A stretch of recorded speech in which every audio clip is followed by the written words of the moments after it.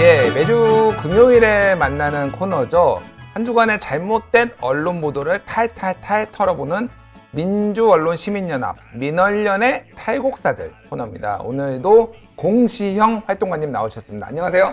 안녕하세요. 예, 잘 지내셨죠? 아, 네, 잘 지냈습니다. 아, 예. 3주 전에 뵀었나요? 저희가 3주 전에 한번 뵀었던 거. 네, 3주 전. 3주인가? 제가. 네, 3주 됐죠. 3주 전요? 아, 예, 알겠습니다. 우리 자주 좀 뵀으면 좋겠어요. 우리 공시형 활동가님. 예, 알겠습니다. 자, 오늘 준비해 오신 거는 어떤 내용인가요? 네, 오늘 준비한 내용은 이제 박찬주 전 대장 있죠. 자유한국당의 영입인사 1호로 영입됐다가 철회가 되는데 그분 관련 주제랑 이제 세월호 사참위 사회적 참사 특별조사위원회에서 그 충격적인 내용을 발표를 했었죠. 그거와 관련된 내용을 갖고 왔습니다. 그 사참위 같은 경우에는 구조지연에 대해서 있었던 일이고, 박찬주 전 대장은 소위 말하는 갑질 논란과 그 이후에 기자회견에서 삼청교육대 논란. 네, 그렇죠. 네, 그거를 말씀하시는 것 같아요.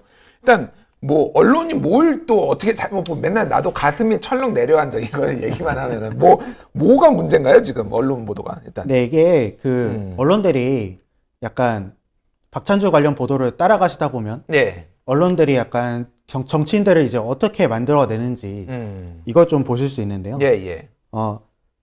그 4월 26일에 이제 박찬주 대장의 항소심 판결이 나옵니다. 그 항소심 판결에서 뇌물죄가 무죄가 나오고 그 김영란법 위반만 벌금 400만 원이 나왔죠. 그리고 이미 공관병 갑질은 2017년에 그 군검찰이 무혐의 처분을 내려요. 무혐의를 그렇죠. 그랬었죠. 근데 이 4월 26일부터 언론들의 이제 포장이 이제 시작되는 건데요. 포장이라면은 박찬주 전 대장이 잘못한 게 없다라는 식으로 언론 보도가 나오는 건가요? 네, 이제 적폐청산의 피해자로 이제 포장을 하는 거죠. 적폐청산의 피해자다. 아니 본인이 갑질한 거 아닌가요? 그러니까 근데 사실 뭐 그 갑질에 대해서 약간 법적인 그런 얘기들이 있는데 그거는 뭐 그 앞선 4일자에 출연하신 변호사분이 잘 설명을 해주신 것 같아서 굳이 더 얘기하진 않겠고요. 그때 뭐가 피해자라는 거니까 언론의 논리를 조금만 설명을 해주세요. 뭐가 박찬주 대장이 피해자라는 건지. 네, 그 항소심 판결 당시에 조선일보가 일주일간 9건의 보도를 내고 동아일보가 4건의 보도를 냈는데요. 그 당시 이제 사설부터 시작이 됩니다. 그 조선일보 사설 제목이 박찬주 전 대장 뇌물도 무죄, 국가 권력의 린치를 어떻게 보상하나. 국가 권력의 린치를 어떻게 보상하나. 그리고 여기서 내용을 보면 군인권센터의 폭로에 이어 그 공관병 갑질을 이제 여론재판과 마녀사냥이라고 규정을 합니다. 그 다음에 그 뇌물죄 판결에 나온 거는 별건 수사를 통해 무차별적인 인격살인을 당했다. 이렇게 말을 해요. 그리고 동아일보는 사설 제목이 때려잡기식 적폐청산에 경종 울린 박찬주 뇌물죄 판결 이렇게 나옵니다. 그러니까 이제 적폐청산의 피해자라는 거죠. 그러니까 이를테면은 원래는 아무 일도 없었는데 아무 일도 없이 넘어갈 수가 있는 건데 군인권센터가 갑질이 있었다라고 보도를 하니까 갑질에 대해서 조사를 무리하게 뭐 검찰에서 조사를 했고 거기에 더해서 이것을 잘 안 나오니까 뇌물죄와 관련해서도 검찰하게 무리하게 조사를 했지만은 무죄가 나왔기 때문에 이거는 적폐청산의 피해를 본 것이다라는 논리인 거죠, 그러니까 지금. 네, 그렇죠.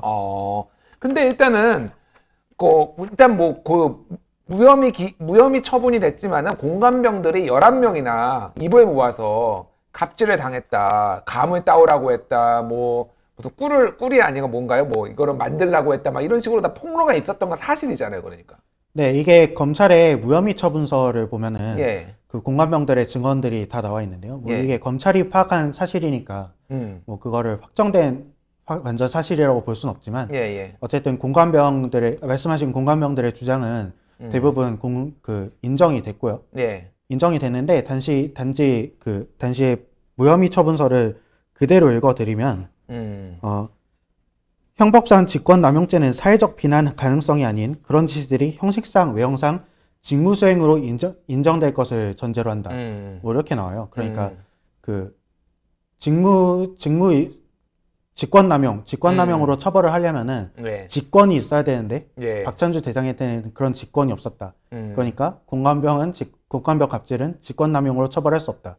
이게 논리였던 거죠. 그리고 그러니까 네. 그러니까 약간은 이거는 이제 논쟁의 영역이긴 한데 당시 검찰의 주장은 한마디로 얘기하면은 감을 따와라라고 이렇게 뭐 지시를 했던 그런 사실관계는 사실로 보이지만은 그거를 직권남용으로 처벌을 할 수는 없다. 그래서 무혐의다라는 거였어요. 그러니까 네네. 그렇죠. 예. 그거에 대해서 어쨌든 논쟁의 여지가 있는데 어쨌든 그러면은 이게 왜 무리한 거죠? 어쨌든 그런 사실이 있었던 거는 사실이잖아요. 근데 왜 언론 조선일보나 동아일보는 왜 이거를 적폐청산의 피해자라고 이렇게 소위 말하는 프레이밍을 한 걸까요? 그러면?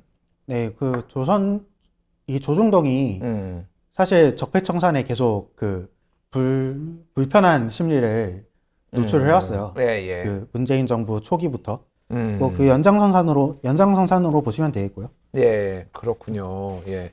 또 삼청교육대 발언이 있었어요. 이거와 네. 관련해서도 언론 보도가 좀 있었다고요. 네, 그 삼청교육대 발언에 대해서 조중동에서 다 이 비판을 해요. 예. 네, 이걸까지 포장할 수는 없었던 거죠, 이제. 아, 삼청교육대는 한마디로, 그러니까 우리 네티즌 용어로 쉴드를 치기에 너무 나갔어. 약간 네. 그런 거죠, 그러니까. 아, 네, 이제 그렇군요. 3사가 다 예. 기사를 냈는데요. 뭐라고 했냐 하면, 다음날, 삼청교육대 발언이 있던 다음날에, 동아일보의 기사 제목이 삼청교육대 보내야 막말 쏟아낸 박찬주라고 나옵니다. 막말 쏟아낸.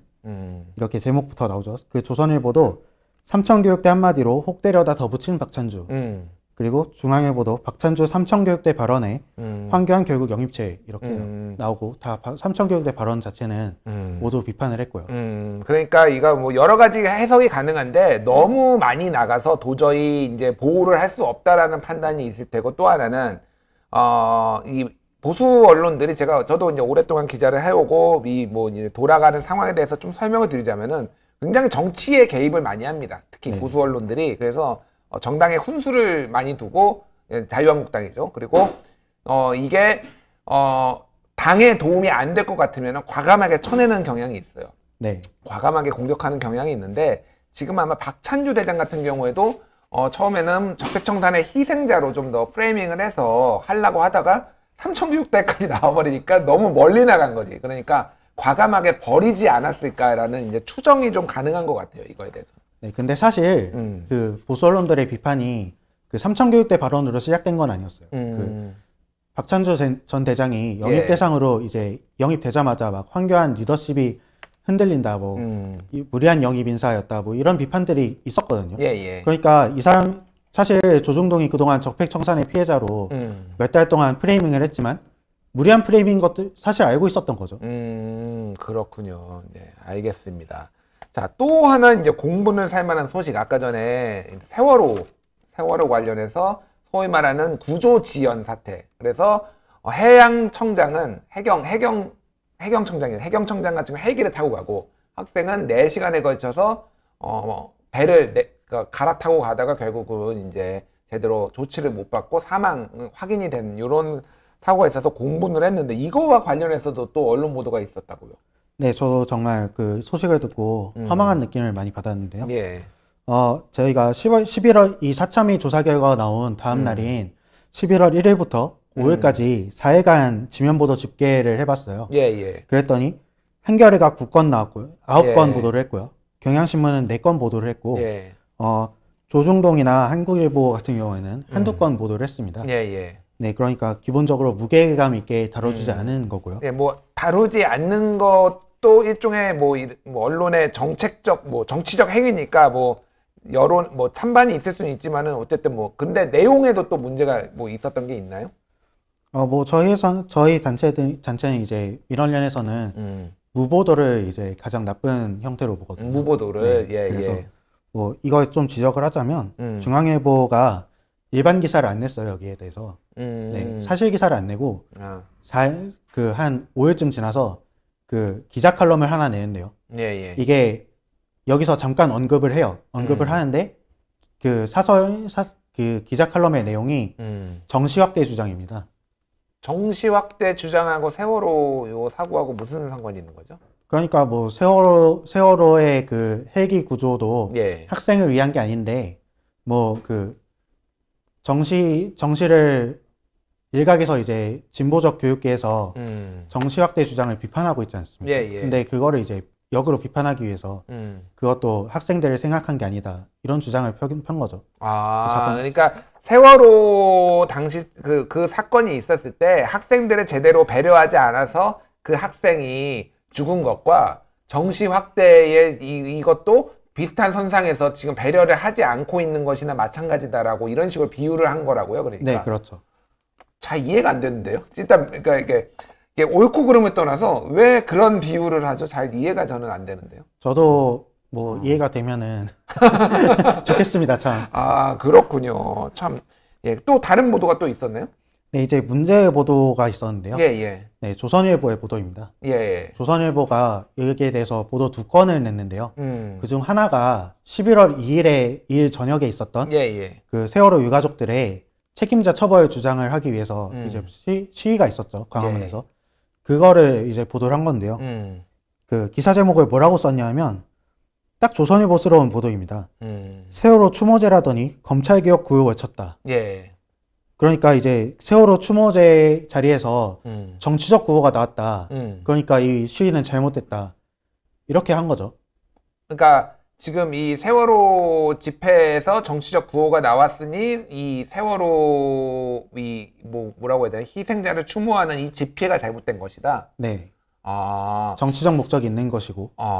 참 이게 네티즌 용어로 신박한 논리네요, 정말. 예. 한두 번 한 얘기가 아니기 때문에 예. 조선일보를 많이 보신 분들 사이에서는 뭐 굳이 이런 걸로 지적을 해야 되나 그런 느낌이 들 정도로 굉장히 오랜 기간 이런 주장을 해왔고요. 뭐 연장선상에서 하나 더 추가한 거 이 정도로 보시면 되겠습니다. 알겠습니다. 예. 어떤 정치적 사안에 대해서 해석은 다양할 수 있을 것 같아요. 그런데 이런 참사나 이런 것에 대해서 굳이 무리하게 적절하지 않은 비유를 사용한다든지 아니면은 무리하게 또 정치색을 입혀서 이거를 정치적으로 해석을 함으로써 또 다른 논란거리를 낳는다든지 이런 언론 보도는 좀 줄어들지 않아야 될까 생각을 하고 그런 것들을 또 지적을 해오는 게 또 민주언론시민연합의 역할이시잖아요. 네, 그렇죠. 세월호 보도는 저희가 굉장히 중점적으로 계속 모니터를 해오고 있고요. 예. 네, 이번 5주기 때 저희가 낸 보고서가 있는데 예. 거기서 이제 나온 내용인데 세월호 사건이 조선일보가 그때 세월호 5주기 때 막 세월호 사건은 이미 끝난 내용인데 사참이 이거를 조선일보는 2기 특조위라고 부르고 있어요. 예. 네, 세월호 특조위가 이미 종료됐는데 또 하고 있다. 이런 주장을 계속 하고 있는데요. 이게 계속 정치적 이용이라는 프레임을 씌우는 거죠. 이런 형태를 진짜 중단해야 하겠습니다. 사회적 참사 특별위원회는 저번에 기억하시겠지만 오지원 사무처장이 나오셔서 얘기를 했고요. 세월호뿐만이 아니라 가습기 살균제 같은 경우에도 지금 1,300명이 죽었습니다. 그 가습기 살균제로 인해서 그것까지 같이 피해자들을 이제 보상을 어떻게 할 것인가, 우리가 진상규명을 어떻게 할 것인가를 지금 논의를 하는 거예요. 근데 그런 것까지도 지금 정치적이라고 지금 해석을 하는 언론들이 있다라는 것에 좀 매우 화가 납니다. 예, 알겠습니다. 예, 다음 시간에도 또 좋은 모니터링으로 우리를 좀 눈과 귀를 이렇게 맑게 열어주셨으면 좋겠습니다. 네, 앞으로도 최선을 다하겠습니다. 예. 근데 혹시 성시경 닮았다는 얘기 들어보신 적 없으세요? 전 그 말을 싫어합니다. 그 말 싫어하다. 네. 들어보신 적 있으신가요? 네, 계속 들었기 때문에 사실 많이 들으면 싫어하죠. 그러시군요. 알겠습니다. 닮은 것 같아서 했는데 싫어하신다니까 제가 이제 그 말은 안 하는 걸로 하겠습니다. 자, 바른 미디어 환경을 지향하는 민원련의 탈곡사들. 지금까지 공시형 활동가셨습니다. 감사합니다. 감사합니다. 예.